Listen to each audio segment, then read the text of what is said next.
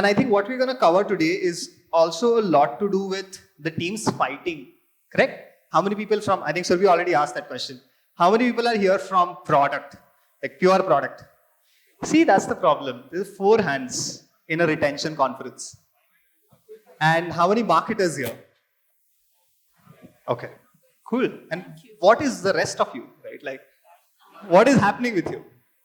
Okay, I think the point, I already made my point, which is nobody from product doesn't even think that we should attend a retention conference. And that's the problem. Also, I'm not blaming product, by the way, because growth will involve both the aspects. And I'm going to throw certain swing balls at you today. Now, I think a lot of time we throw retention like how growth hacking was being thrown in 2020, right? There's nothing called growth hacking, just to get you that fact straight with you, right? If retention is something that you discuss in every OKR, every month, it's not important to you, by the way. You should be discussing retention every week with you. And if you're just saying, oh, what can we do for retention? And hey, let's do this 20 experiment this quarter because retention is screwed up. Then, my friend, you are absolutely wrong because that's not how you can solve retention. Retention is like convincing that girl or boy in college who is out of your league, right? And it's not going to happen with just a coffee. It's going to take a lot more time to get retention. I keep talking to folks who are into stage companies at GrowthX to public stage companies like Amazon and Flipkarts of the world. And they tell me that they spent 6 months and improved their M6 retention by 1%. And they said that they got the promotion. So it's hard. I'm not saying it's easy. But I also want to pinpoint and talk about who really owns it, right? And I'm going to make it objective for you so that you understand who owns it in your org. Can you help me who owns it in your org? Who owns retention? Yeah. Marketing, okay. Who owns it in your org? The guy without the breakfast. Okay, everybody's promotion is linked to retention metrics. You discuss it every day. That's like politicians, right? We discuss it every day. Hi, okay. Niket. Until somebody's OKR is linked to retention, they don't own it. Just to get that straight, right? Who owns it in your org? Sorry? Retention. You have an org for retention. Okay. Round of applause for this guy's organization. Okay. They at least have somebody who owns it. Okay. Now, what's going to happen now is I'm going to make a lot of existential claims in your career. And you're going to go and question your teams, and that's going to happen with you. I'm just making that prediction and I'm betting on it. Now, somebody said marketing owns it. Somebody said product owns it. And it's good, right? It's difficult metric. Let somebody else own it. I don't want to own it, right? Because my promotion will get it. Correct, no? Isn't that correct? Isn't it? I'm asking you. He's like, no, I'm from marketing. I can't say yes right now. It will just take a hit on my promotion. Maybe my boss is here. Is it? No? Okay, perfect. Now, I think the question is who should own retention? And the question is very, very objective. It's not subjective. And I'm going to make it objective for you. I'm going to tell you a simple framework that will help you do this conversation with your team. So pay attention for the next 3 minutes and I'll stop speaking after 3 minutes. Now, first important step, pick your North Star metric. It could be revenue, it could be number of customers. Depending on the stage of the company and the stage of the product that you're in, it will be a single metric. If you have 2 metrics for retention, you're screwed up. Pick one. Pick that battle well. Make sure everybody in team aligns to that one metric, that this is our retention metric and this is why this is our North Star metric. And if it is revenue, make sure that you're picking 2 levers to that. Let's suppose I pick revenue and I say revenue in a particular product is impacted by number of paying customers and the average order value of those customers. And I'm going to just make it a little bit deeper now. Paying customers is a function of new customers, retained customers, and resurrected. People who are buying for the first time, buying repeatedly, and buying after a while. And retained is a function of the total existing base that you have and what's your coming back rate, if I were to put it like that. Now, I'm going to take it a notch up, right? Now that I have established that your North Star metric and how it relates to retention. Retention starts with marketing. Okay, now everyone is looking at me. Oh, no. He's not from our biradari because he just said retention starts with marketing, right? I didn't say that it ends with marketing. And I'm going to prove it to you how it happens. First, keep all of your luggage gyan out of that door. And look at this like the first time you're looking at retention. Okay. Now, there are 3 core things that will happen while maintaining retention. First, user will discover your product, they will activate, and they'll make a repeat purchase. Correct? I haven't taken the referral and evangelism and all of that. Chuck that for a minute, right? Discovery is definitely a marketing thing. How many people agree? Okay, awesome. Keep the hands up. Keep the hands up. Okay, now, who owns referral programs in your organization or partner programs? Marketing. Do you think they should own discovery? Product owns it, right? Referral, partner programs, typically product owns the flows. Do you think that discovery is completely marketing? Absolutely not. That's the answer. Do you think that activation is only owned by people who are product managers on onboarding? Absolutely not. It's also absolutely not the function of the acquisition channels. And of course, the third one, repeat purchase behavior. And I'm going to prove it to you how I can pinpoint on marketing or product to say that they own this freaking piece on the retention. Now, the first component is discovery, right? 3 core things: acquisition source, marketing pitch, and post-click experience. Now, acquisition source, I think I already proved a point with the referral mechanism, right? Referral is going to be product owned. So you have to work with product to figure out the marketing copy. You have to also figure out the flows for it. Now, if it is paid ads, and I think a lot of discussions were happening around CAC to LTV and paid ads is mostly owned by marketing, correct? But when somebody clicks on that ad, who owns the post-click experience?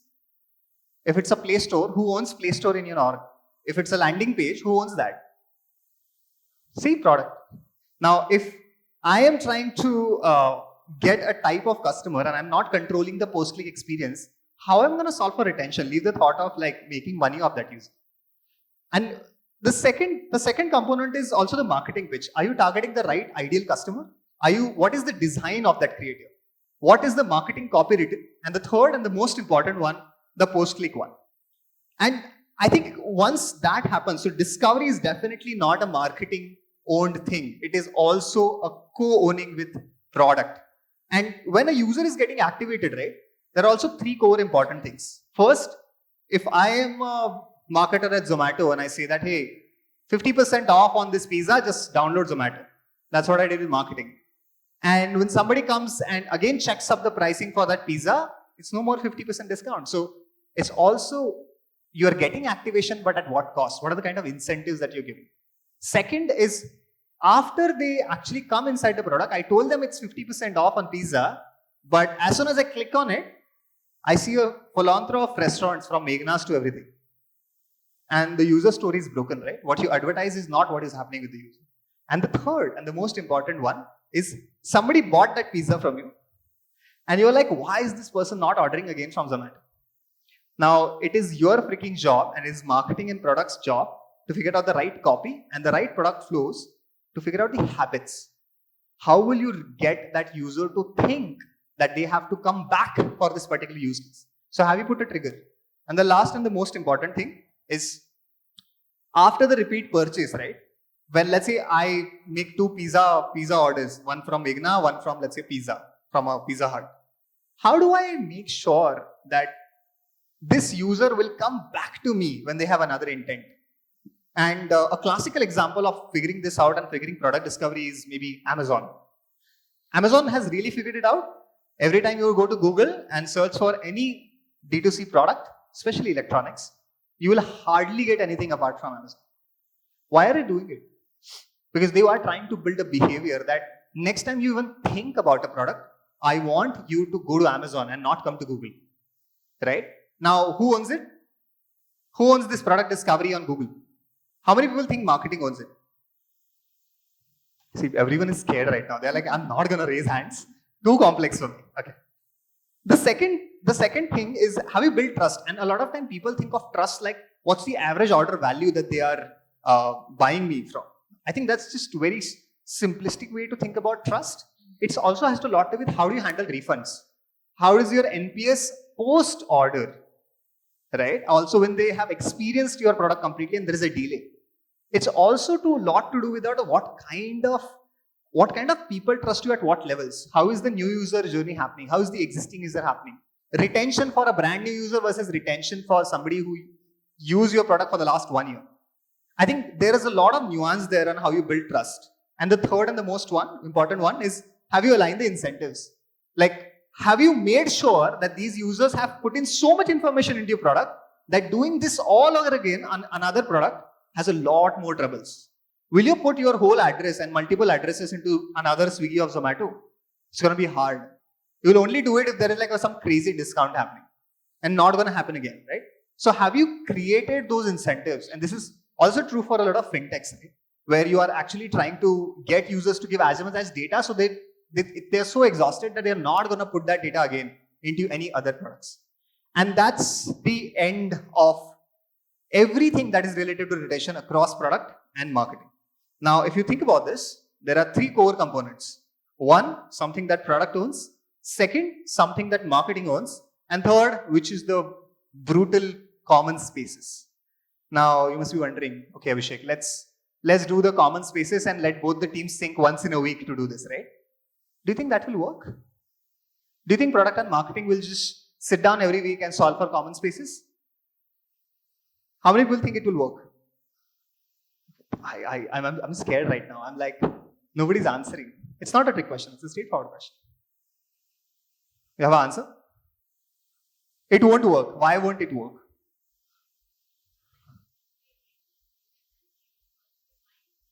Why will they do it? Okay. Anybody who's like a VP of marketing here? Anybody who's an AVP, VP of marketing here? Nobody's like, I'm not VP today for this session. I'm not raising hands. Okay, I'm going to pick somebody at random. I think some of you asked the question. I'm going to point to you.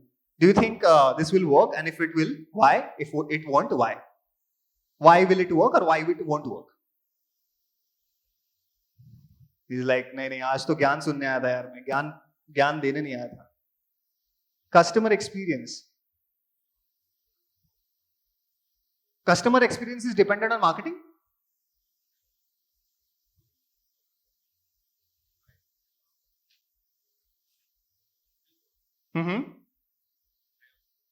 Okay. So the intent is different and that will cause all of these troubles. Okay, interesting. Now I'm going to just make it simpler, right? And the solution is not to create 2 teams which are product and marketing who are solving for this. This is absolutely not going to work. Try it out. Come back to me in 6 months. DM me on LinkedIn. Let me know if it works. If it works, no, I'll come and sit down with your team for a week. If it works. And it has to work from an OKR perspective. Now, that's where growth teams are coming, really, right? And they are not new teams. They are just one team who are just getting everyone in. And there are core components. If you look at the slide, there are 5 key people that you will hire: product, marketing, design, analytics, and engineering. So that if you really want to deploy something and actually run tests, you could do it. And if you look at any problem, and if you have a single team whose only OKR is to solve the North Star metric, and their current focus is retention, you could solve all of it without fighting with each other. Because everyone is OKR and promotion is linked to it, right? I always say promotion because that's how humans work. How much ever they like to say that we want to grow, until it's on their OKR, they are not going to put in the work that is required, right?